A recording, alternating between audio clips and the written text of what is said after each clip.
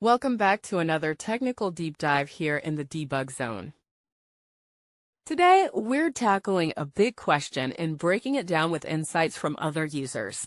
Hopefully, this clears up some misconceptions and helps you get the answer you need. So buckle up, stay a little curious, and let's jump right in.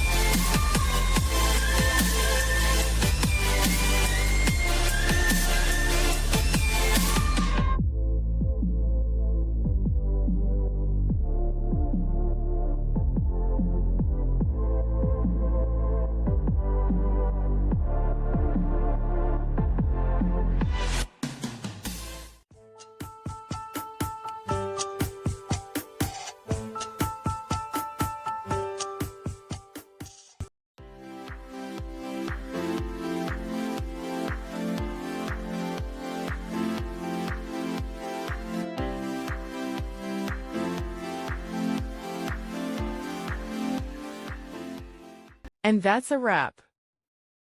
I hope you found the answer you were looking for.